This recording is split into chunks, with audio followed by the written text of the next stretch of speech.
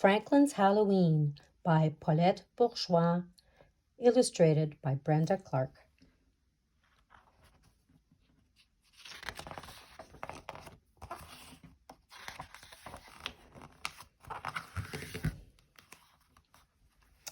Franklin could count by twos and tie his shoes. He knew the days of the week, the months of the year, and the holidays in every season. Today was October 31st. It was Halloween. Franklin could hardly wait for tonight's costume party. Everyone would be there.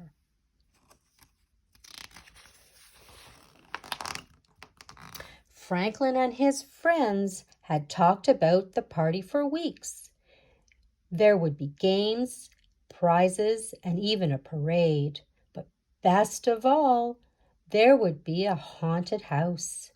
"I think there'll be bats and spiders," said Franklin. "And skeletons," added Beaver. Rabbit shivered. "My sister says she saw a real ghost in there last year." "That's silly, Rabbit," said Beaver. "There are no real ghosts." All of Franklin's friends were excited because of the costume contest. Franklin wasn't sure what he was going to wear. He tried on everything in his dress-up trunk, but nothing seemed quite right.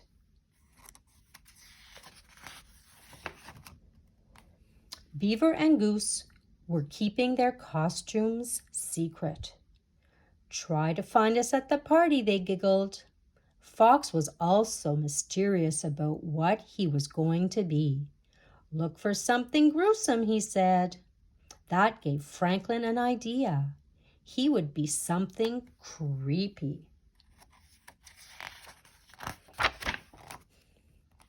It took Franklin more than 1 hour to make his costume. As soon as it was done, he sneaked up behind his father and tapped him on the shoulder. "Trick or treat," said Franklin. "Ah!" gasped his father. "Who are you?"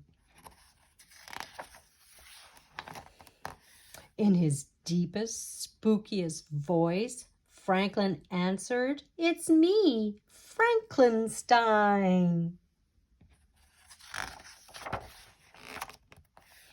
On the way to town, Franklin tried to guess who was inside each costume. "At least I don't have to worry about finding Bear," said Franklin. "He's always a ghost."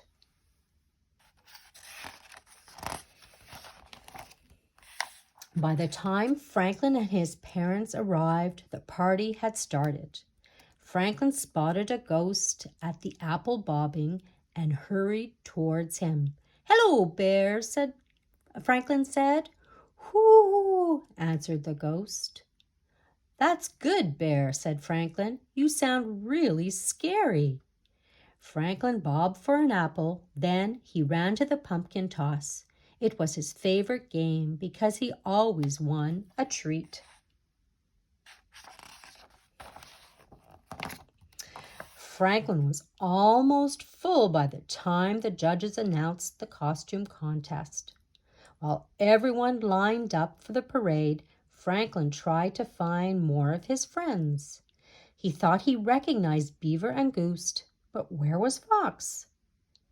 They marched around the building twice. Franklin made horrible monster sounds and shuffled with stiff, straight legs.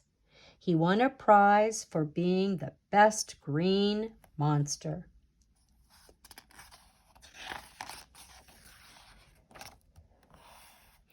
There was only one more thing to do. Go into the haunted house.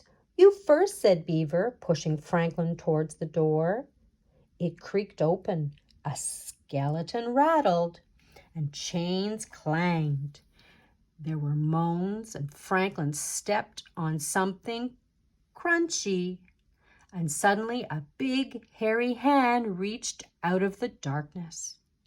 Franklin's heart beat hard and fast, but before he could scream, a light was flicked on.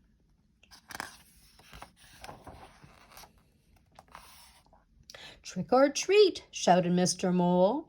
Franklin looked around nervously. Then he laughed. The hairy hand was only Mr. Mole's mop. "Here's a treat for braving the haunted house," said Mr. Mole. "A ghost came before you. He got so scared he flew away." "But Bear can't fly," said Franklin. "It wasn't Bear," explained Mr. Mole. "Bear is homesick with a nasty cold." Franklin shuddered. If Bear wasn't the ghost, then who was? He ran back to his friends who were waiting in line for the haunted house.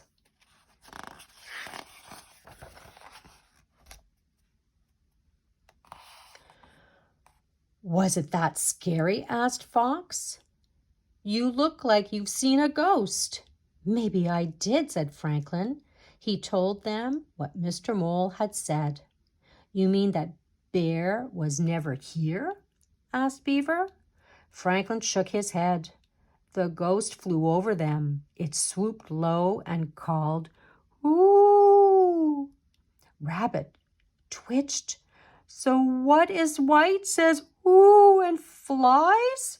"A real ghost," answered Goose. "Run!" Franklin was about to follow when he saw a feather floating down. "Stop!" he shouted. "I think I know who the ghost is." Franklin showed them the feather. "Look, it must be Mr. Owl." Even Rabbit giggled when he realized the trick their teacher had played. By the end of the party, everyone's bag was full. "Poor Bear," said Raccoon. "No treats for him." "We could share our treats with Bear," suggested Franklin. All the friends agreed. They each put some treats into a bag. Then they walked to Bear's house and left a big bag on the doorstep. "Trick or treat," they called.